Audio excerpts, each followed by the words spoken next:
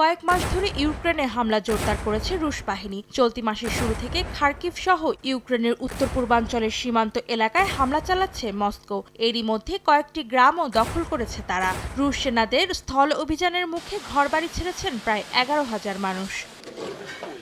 বৃহস্পতিবার রাশিয়ার ক্ষেপণাস্ত্র হামলায় খার্কিভে 7 জন নিহত হয়েছেন, আহত হয়েছেন আরও বেশ কয়েকজন। খার্কিভের আঞ্চলিক গভর্নর জানিয়েছেন, দেশটির দ্বিতীয় বৃহত্তম শহরটিতে অন্তত 15টি ক্ষেপণাস্ত্র হামলা চালিয়েছে রুশ বাহিনী। এতে হতাহতের পাশাপাশি নিখোঁজ হয়েছেন অন্তত 2 জন।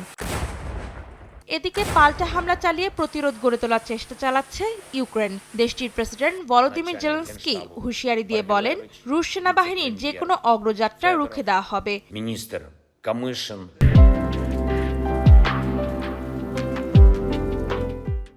অন্যদিকে চলতি মাসের শুরুতে ব্রিটিশ পররাষ্ট্রমন্ত্রী ডেভিড ক্যামেরন বলেন, রাশিয়ার অভ্যন্তরে লক্ষ্যবস্তুতে আঘাত করার জন্য যুক্তরাজ্যের দেয়া অস্ত্র ব্যবহার করার অধিকার ইউক্রেনের আছে। এই মন্তব্যে ক্ষোভ জানিয়ে পাল্টা জবাব দিল মস্কো। বৃহস্পতিবার দেশটির পররাষ্ট্র মন্ত্রণালয়ের মুখপাত্র মারিয়া জাখারোভা হুঁশিয়ারি দিয়ে বলেন, ইউক্রেন যদি রাশিয়ার ভূখণ্ডে হামলা চালাতে ব্রিটিশ অস্ত্র ব্যবহার করে, তবে মস্কো ব্রিটিশ লক্ষ্যবস্তুতে হামলা করে তার প্রতিশোধ নেবে। অন্তরা সেন, সময় সংবাদ।